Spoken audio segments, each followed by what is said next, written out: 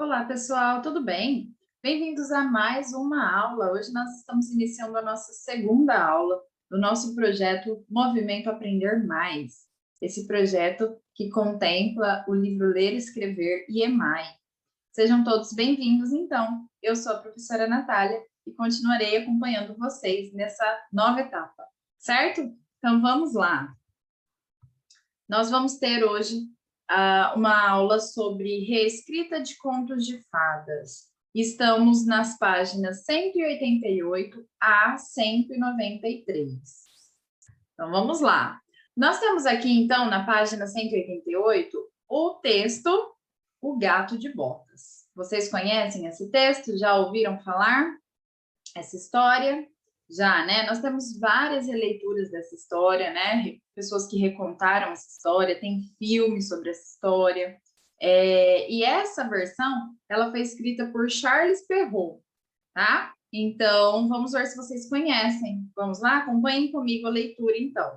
A leitura pelo professor de um conto, né? Leia com seu professor e colegas o conto O Gato de Botas. Vamos lá, então?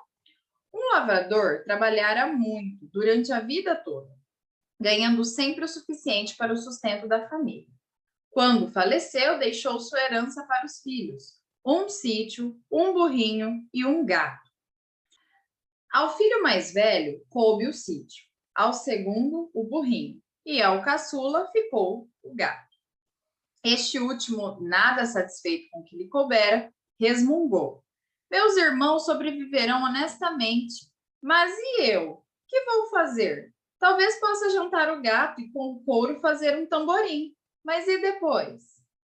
O gato logo endireitou as orelhas, querendo lhe ouvir melhor o assunto, de tamanho interesse. Então, percebendo que precisava agir, foi dizendo: não se desespere, patrãozinho, pois eu tenho um plano. Consiga-me um par de botas e um saco de pano e deixe o resto comigo. O jovem achou que valeria a pena tentar, afinal o gato parecia inteligente e astuto. Deu-lhe então um saco e um par de botas, desejou-lhe muito boa sorte e o deixou partir. O gato dirigiu-se a uma mata na qual sabia que viviam coelhos de carne deliciosa, mas eram bichos difíceis de apanhar. O esperto bichano enfiou no saco um punhado de farelo e outro de capim. Deixou o saco no chão e ficou bem pertinho, imóvel, à espera de um coelho jovem e inexperiente caísse na arapuca. Nosso gato esperou pacientemente. Por fim, viu suas esperanças se tornarem realidade. Um coelhinho se enfiou no saco, atraído pelo cheiro do farelo, e começou a comer tranquilo e gostosamente. Rápido como um relâmpago, o felino passou um cordão na abertura do saco e prendeu o coelho.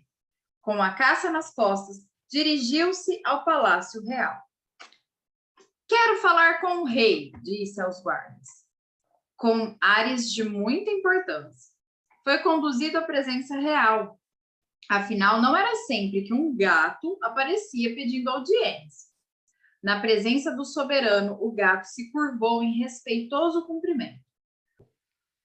Majestade, meu patrão, o Marquês de Sacobotas, me encarregou de oferecer-lhe este coelho, caçado nas matas da propriedade dele. O rei, que apreciava muito carne de coelho, se alegrou com o presente. Diga a seu patrão que agradeço muito a gentileza. Alguns dias depois, o gato apanhou 2 grandes rolinhas numa emboscada, num campo de milho. Guardou as aves no saco e foi logo levá-las ao rei. O rei aceitou com todo prazer essa segunda oferta, pois adorava carne de rolinho.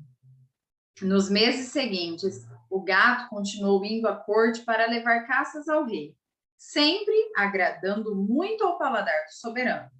A cada novo presente, afirmava que as carnes vinham das terras do seu patrão, o Marquês de Sacobotas. Um dia, quando estava saindo do palácio, escutou a conversa de 2 criados. Amanhã, o rei passará de carruagem pelas margens do rio, junto com sua filha, a mais bela moça de todo o reino. O gato correu logo ao patrão, dizendo: Patrãozinho, se seguir meus conselhos, poderá se tornar rico, nobre e feliz. E o que deverei fazer? Perguntou o jovem patrão, confiante no gato que herdara. Amanhã você deverá ir ao rio e tomar banho no lugar exato que eu indicar. O resto, deixe comigo. No dia seguinte, enquanto se banhava nas águas do rio, o rapaz viu se aproximar o rei, acompanhado pela princesa e por alguns nobres. O gato, que lá estava à espera, saiu de trás de uma moita e começou a gritar com todo o fôlego. Socorro, socorro! Ajudem o Marquês de Sacobotas! Ele está se afogando no rio! Ajudem! O rei escutou os gritos e reconheceu o gato que tantas vezes lhe levara carnes deliciosas. Imediatamente, deu ordens aos guardas para que corressem e acudissem ao Marquês de Sacobotas. Enquanto o jovem estava sendo retirado do rio, nosso gato se aproximou da carruagem real, dizendo, com o ar mais entristecido do mundo: Majestade, meu patrão estava tomando banho no rio e chegaram os ladrões que levaram toda a roupa dele. E agora, como ele poderá se apresentar a Vossa Majestade inteiramente nu? Na verdade, o gato, muito vivo, havia escondido os trapos do moço embaixo de umas pedras. Mas o rei, penalizado, ordenou a um de seus guardas que corresse ao palácio e pegasse umas roupas para o pobre marquês espoliado. A roupa trazida era esplêndida. Com ela, o falso marquês, que aliás era um jovem bem bonito, ficou com ótima aparência. Logo, a princesa se apaixonou pelo jovem e o rei convidou-o a subir na carruagem para juntos continuarem o passeio. Mas e o gato? O gato, contente com seu sucesso inicial, com o sucesso inicial do seu projeto, correu na frente da carruagem, que avançava lentamente. Um pouco adiante, viu um grupo de lavradores capinando. O gato fez uma careta bem feia e gritou com um vozeirão ameaçador: Atenção! O rei passará aqui já já. Se vocês não disserem que este campo pertence ao Marquês de Sacobotas, serão todos demitidos. Assustadíssimos, os coitados juraram que obedeceriam. Quando o rei, curioso, perguntou aos lavradores a quem pertencia aquele belo campo, estes responderam a uma só voz: ao senhor Marquês de Sacobotas. O rei parabenizou seu convidado pela beleza e fertilidade de suas terras. Enquanto isso, nosso gato, sempre bem à frente da comitiva real, parou no canavial em que camponeses ceifavam. Atenção! Daqui a pouco o rei passará por aqui. Vocês vão dizer a ele que este canavial pertence ao Marquês de Sacobotas. Se não disserem, serão todos presos. Assustados, os cortadores de cana prometeram obedecer. E assim fizeram também os criadores de porcos, os vaqueiros, os cultivadores de uva e tantos mais que o gato encontrou em seu caminho. Tudo pertence ao Marquês de Sacobotas, e a estima do rei pelo novo nobre crescia a cada quilômetro percorrido.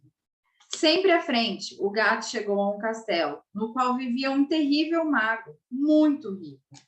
A ele pertenciam todas as terras que o esperto gato atribuíra ao Marquês de Sacobotas.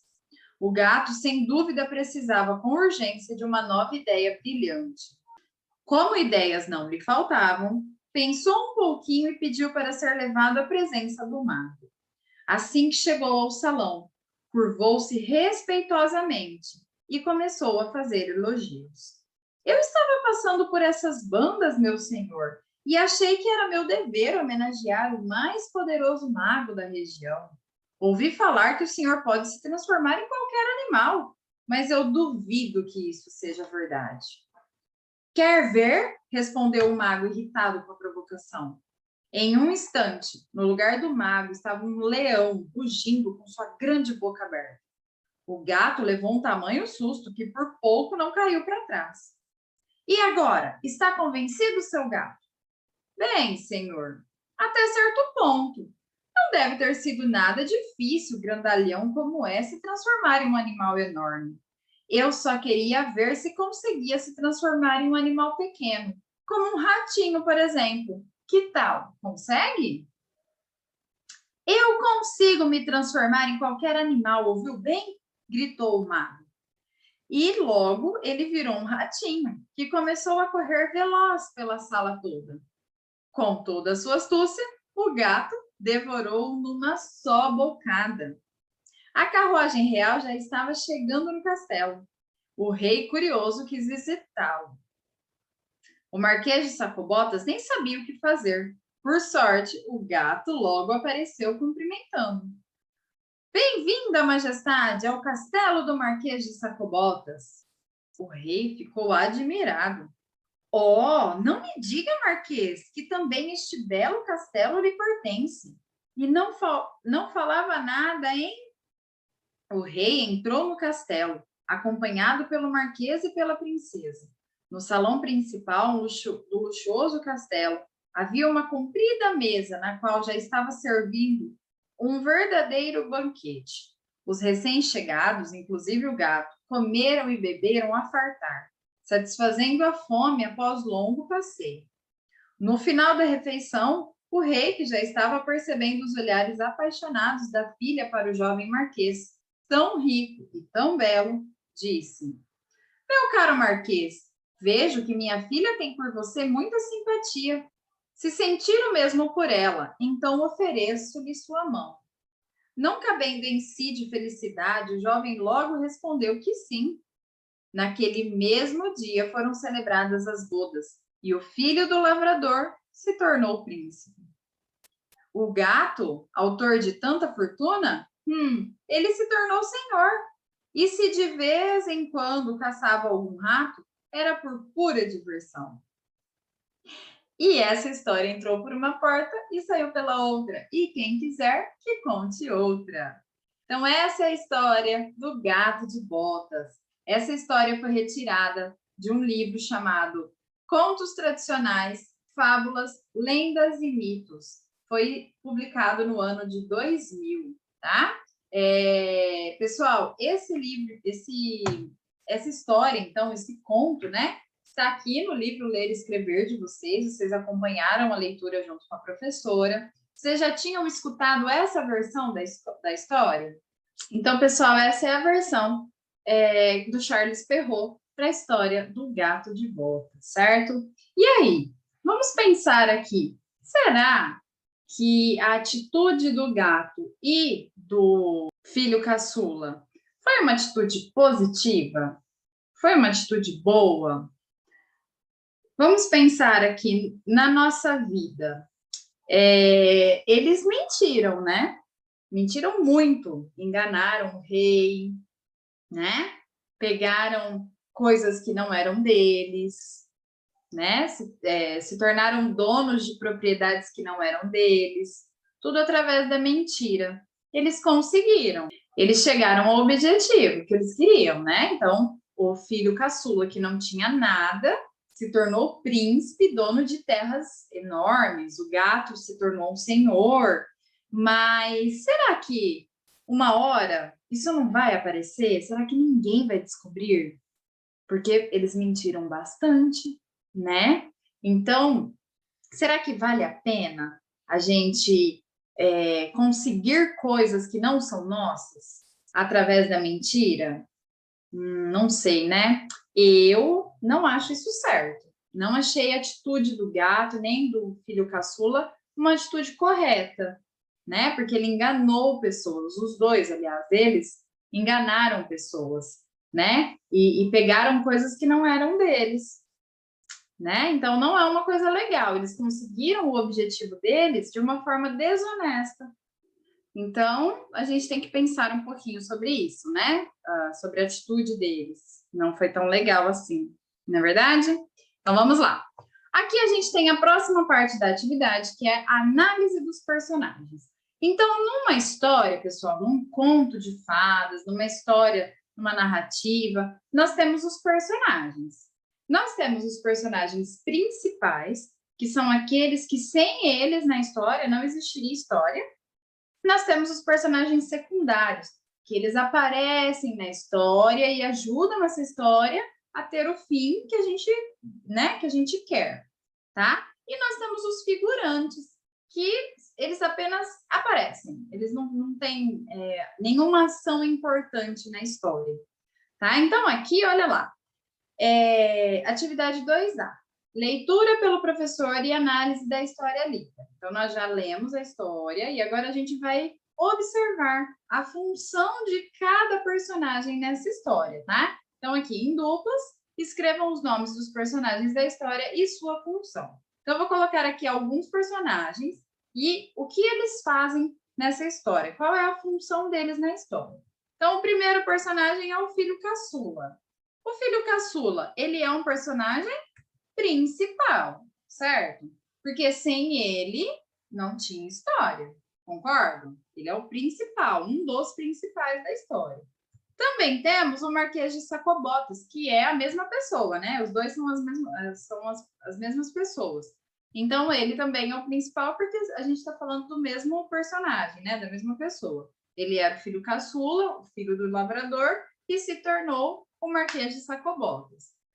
Sem eles, a história não teria sentido, não é verdade? Porque a história gira toda em torno dele e do Gato de Botas e da conquista que eles tiveram. Tá? Então, eles são personagens principais. E aí, o rei? Será que ele é um personagem principal? Será que sem ele nada disso tinha acontecido? Mais ou menos, né, gente? Ele é um personagem secundário. Por quê? Ele é importante para a história, porque, né, ele teve um papel importante ali, ele tinha a filha, ele apresentou a filha para o Marquês de Sacobotas, ele apresentou a filha para se casar com o Marquês, fazendo dele um príncipe. Então, ele foi um personagem muito importante, mas ele é secundário. Ele não é tão importante quanto ao Marquês de Sacobotas, por exemplo. Nós temos também o Gato de Botas. E aí, o que vocês acham? Ele tem o nome da história e ele que articulou tudo para que a história acontecesse da forma que aconteceu. Ele é um personagem principal. Sem ele também a história não teria sentido nenhum, né? Se faltasse, se tirassem o Gato de Botas da história, não ia ter sentido nenhum essa história, concorda? E nós temos também a princesa. A princesa também é uma personagem secundária, porque ela teve um papel importante, muito pequeno, mas também importante, porque se ela não se casasse com o Marquês, ele não se tornaria príncipe, concorda? Então, foi um papel importante, mas não tão importante quanto o papel do Gato de Botas, por exemplo, tá? Então, ela teve uma pequena participação na história, mas foi uma participação importante. Certo, pessoal? Tivemos outros personagens? Tivemos. Nós tivemos o mago. O mago, ele pode ser considerado um figurante, porque ele só apareceu ali para explicar que as terras eram dele e acabou, né? Nós tivemos a menção do pai, né? Do lavrador, que também foi muito pequena, também pode ser um figurante. Ele só apareceu ali para dar um contexto na história, para explicar por que o filho tinha ganhado o gato como herança, né? Os outros irmãos também que só apareceram para dizer que ele tinha irmãos. Então, eles são todos figurantes ali, porque eles não são... Eles só passaram pela história, eles não tiveram nenhuma participação importante. Combinado? Entenderam? Então, assim que a gente vai preencher essa tabela, tá bom? Então, continuando. Atividade 2B, leitura das características dos personagens. Então, número 1, o professor vai ler as palavras que o autor usou para descrever o personagem Gato de Botas e o Marquês de Sacobotas. Então, vocês se lembram? O Gato de Botas era astuto, era vivo, era inteligente, né? O Marquês de Sacobotas, ele era bonito, lembram? Ele era também inteligente, ele era esperto, tá? Isso tudo a gente leu junto na nossa história, né? Então, olha lá, letra A, marque nos quadrinhos abaixo quais as características do Marquês de Sacobotas. Então, que ele era, gente? Ele era gracioso, né? Ele era bonito, ele era inteligente, porque se ele não fosse inteligente, ele teria estragado todo o plano do gato de botas. Então, ele foi bem esperto, bem inteligente, né? E esperto, porque ele também conseguiu colocar ali em prática, fazer com que o plano desse certo. Letra B. Marque abaixo as palavras que os autores usam para descrever o gato de botas. Então, o gato de botas, ele era astuto, ele era rápido, muito rápido, né? Ele era rápido de esperteza e ele era rápido de agilidade, né? Porque ele foi correndo na frente da carruagem, ele falou para todo mundo que era para confirmar que as terras eram do Marquês de Sacobotas, ele fez o mago se transformar em rato e rapidinho ele abocanhou e comeu o rato, né? Quando ele prendeu o coelho também, ele foi muito rápido na hora de amarrar o saco do coelho, estava dentro. Então, ele era muito rápido, certo? Muito inteligente, muito esperto, certo? Muito bem, pessoal. Então, essas foram as nossas atividades de hoje. Eu espero que vocês tenham gostado. E eu espero vocês na nossa próxima aula, tá bom? Tanto na aula das videoaulas, do conteúdo, né, padronizado das atividades, quanto nas aulas do movimento Aprender Mais. Combinado? Então, até amanhã. Tchau, tchau!